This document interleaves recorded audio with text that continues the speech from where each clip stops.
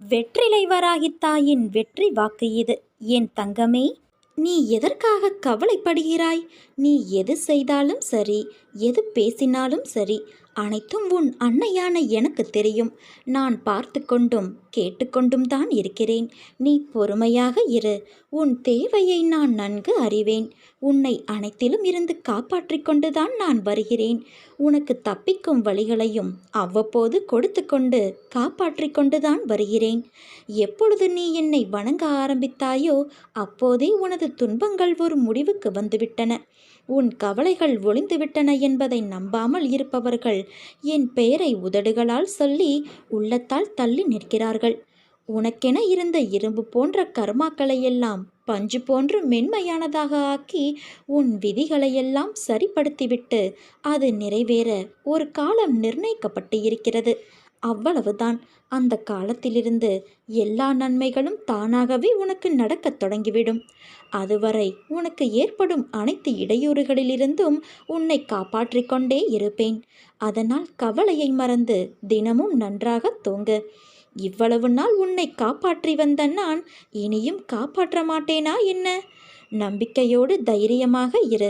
விரைவில் நீடித்த நிலையான நன்மைகளை ஒவ்வொன்றாக பெறப்போகிறாய். நன்றி பெருக்கில் ஆனந்த கண்ணீரில் நீ மிதக்கப் போகிறாய்.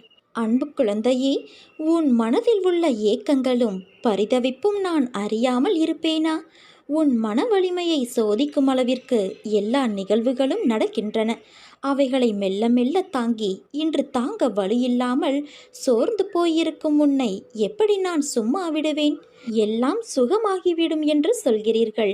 ஆனால் என் வழிகள் அப்படியே இருப்பது போன்றுதானே நான் உணர்கிறேன் என்கிறாயா? சில மனிதர்களுக்கும் நேர்மறை எதிர்மறை காலம் என 2 காலங்கள் சுழலும். நேர்மறை காலங்களில் என் உதவி எளிதில் கிடைத்துவிடும்.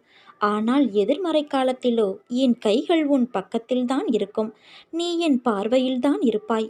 ஆனால் மனம் என்ற மாய உலகம் எதிர்மறையின் கட்டுப்பாட்டில் இருக்கும். உன் மனதில் சிம்மாசனத்தில் நான் அமர்ந்து இருக்கிறேன். இருந்தும் உன்னை விடுவிக்க நான் அதோடு போடும் வாக்குவாதம். அமைதியான நிலையில் இருக்கும் நான் என் பிள்ளையான உன்னை விடுவிக்க காப்பாற்ற அத்தனை ரூபங்களும் எடுப்பேன். உனக்குள் உன்னை முன்னேற விடாமல் உன்னை முடக்கும் உன் எண்ணங்கள், சிந்தனைகள் என்ன எல்லாவற்றிலும் நீ விடுதலை பெறுவாய். உன் மனதிற்குள் உன்னை காயப்படுத்துவதற்கே இந்த நிலைமை என்றால் உன்னை வெளியில் காயப்படுத்துபவர்களை நான் சும்மா விடுவேனா? அவர்களை நான் பார்த்து கொள்கிறேன். ஒருவர் உன்னை பழி வாங்கினால் நீ பதிலுக்கு அதையே செய்யாதே. இது சிறிய பெரிய விஷயங்கள் என அனைத்திற்கும் கூறுகிறேன்.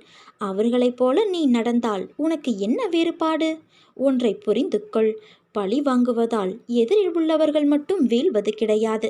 அவர்கள் அக்குணம் படைத்தவர்கள்தான். ஆனால் நீயோ அப்படி இல்லை. உன் பண்புகள் வேறு. நீயும் பழி வாங்குவேன் என்று நினைத்தால் நீ அவர்களின் வடிவங்களில் ஒன்றாய் மாறிவிடுவாய். அப்படி நீ மாறினாய் என்றால் நீயும் வீழ்ந்து உன்னிடத்திலே உன் நற்பண்புகள் முன் பழிக்கு பழி என்பது உன் நிம்மதியின் கதவை மூடும். நீ அந்த கதவிற்குள் சிக்கிக்கொள்ளாதே குழந்தையே. உனக்கு துணையாக உன் வராகி அன்னை நான் இருக்கிறேன். இருட்டும் வெளிச்சமும் பாதிக்கு பாதி என்று இரவும் பகலும் காட்டும் அனுபவ பாடத்தை கொஞ்சமாக நீ உணர்ந்து பார். சிறகிருந்தாலும் பறக்க மனமிருந்தாலே வானத்தில் வாழ்க்கை சாத்தியமாகும். ஊர்ந்து செல்லும் புழு கூட உயிரை பறப்பதற்கு எண்ணங்களே இயக்கமாகிறது. எதிர்மறை எண்ணங்களை இன்றே தொலைத்துவிட்டு நேர்மறை எண்ணங்களை உள்ளத்தில் விதைத்துப்பார். அனுபவம் சிலருக்கு மகிழ்ச்சியை தரும், சிலருக்கு வலிகளை தரும். மகிழ்ச்சியான அனுபவத்தை மனதில் வை. வலிகள் நிறைந்த அனுபவத்தை நீ வாழ்வில் முன்னேறும் ஏணிப்படிகளாக வை. எத்தனை வலிகள் வந்தாலும் ஏதாவது ஒரு வழி உண்டு. தட்டிய கதவுகள்தான் திறக்கப்படும். சிந்தனை முழுக்க வலியின் மேல் வைக்காமல் வலிகளின் மேல் செலுத்து. விழிகளை மூடாது ஓயாது போராடிக்கொண்டே இரு. வலிகள் என்று வாடி நின்றால் நம் வாழ்வில் வசந்தம் வராது. முடியாது என்று மூளையில் முடங்கி கிடந்தால் உன் பொழுதுகள் விடியாது. முடியும் என்று முயற்சித்தால் மட்டுமே உன் முழு நாளும் முன்னேற்றமடைய முடியும். தோல்வியை கண்டு துவண்டு நின்றால் தோன்றாது உன் வாழ்வில் விடியல்கள். தொடர் தோல்விகளை தவிடு பொடியாக்கி தொலைதூர நோக்கோடு சிந்தித்து தொட்ட காரியத்தை தொடர்ந்து சென்றால் வெற்றி நிச்சயம் குழந்தையே. நரம்பற்ற நாக்கின் வரம்பற்ற பேச்சானது இரும்பான இதயத்தையும் சிதைத்துவிடும் துரும்பாக. பேசும் வார்த்தைகளில் கவனமாயிருந்தால் செல்லும் பாதையில் இன்னல்கள் குறையும். பார்க்க தெரிந்தால் பாதை தெரியும். பார்த்து நடந்தால் பயணம் தொடரும். பயணம் தொடர்ந்தால் கதவு திறக்கும். கதவு திறந்தால் உனக்கான காட்சி கிடைக்கும். காட்சி கிடைத்தால் கவலை தீரும். மனதில் உள்ள சங்கடங்களை மறைத்துக்கொண்டு எத்தனை நாட்களுக்குத்தான் வாழ்வது? உன் மனதிலிருந்து நிம்மதியை நீ எப்போதோ இழந்துவிட்டாய். அமைதி வெறும் வார்த்தைகளில் இருக்கிறதே தவிர மனதில் இல்லையே.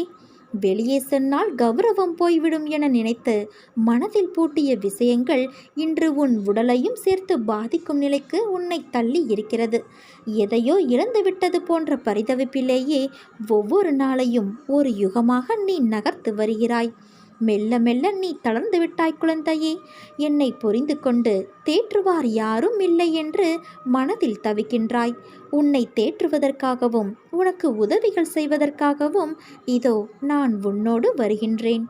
எதிலும் அவசரமோ பதட்டமோ கொள்ளாதே, அது பாழ்பட்டுவிடும். நிதானமான அணுகுமுறையே நடக்க வேண்டியதை கிடைக்க வேண்டியதை உனக்கு கிடைக்கச் செய்யும். காலம் மாறும், காட்சிகள் மாறும், வாழ்வும் மாறும். உன்னோடு உன் அன்னையான நான் இருக்கிறேனே. என்னை நம்பி சரணடைந்தவர்கள் யாராக இருந்தாலும் அவர்களை நான் காப்பாற்றுவேன் என்று வாக்குறுதி கொடுத்திருப்பதால் எனது வார்த்தையை காப்பாற்ற நான் பாடுபடுவேன். உன் துக்க நாட்கள் முடிந்து போயின. இனி நிம்மதி உன்னை நிரந்தரமாக ஆட்கொள்ளப் போகிறது.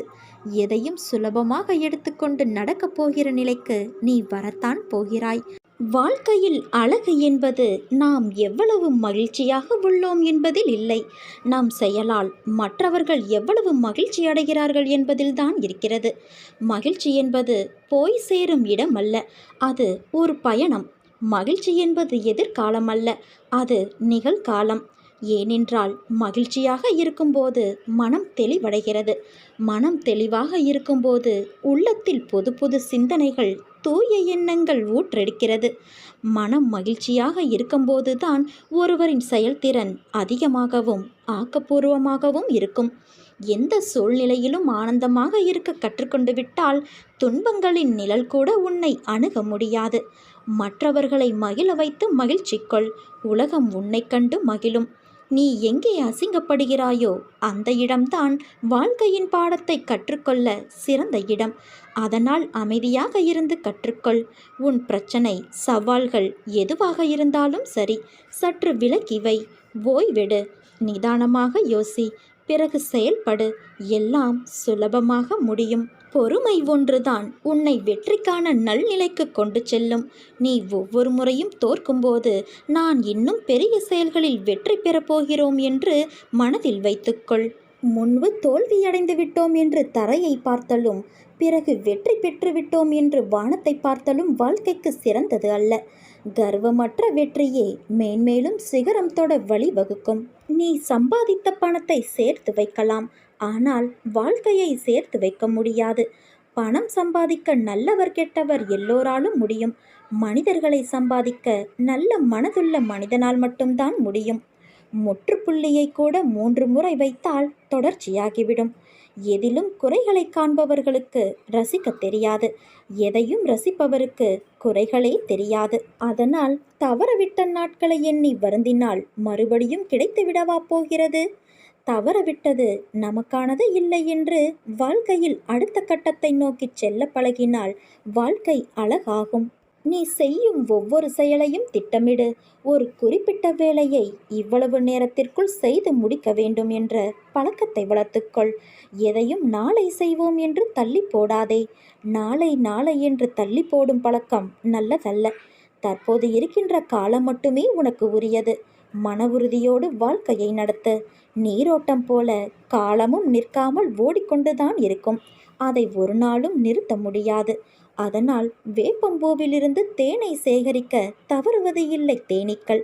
அதே போல நமக்கு ஏற்படும் சில கசப்பான அனுபவங்களிலிருந்து நல்ல பாடங்களை மட்டும் நாம் கற்றுக்கொண்டு நேரத்தை விரயம் செய்யாமல் உன்னால் முடிந்த முயற்சிகளை செய். நீ நம்பிக்கையோடு இரு, நல்லதே நடக்கும்.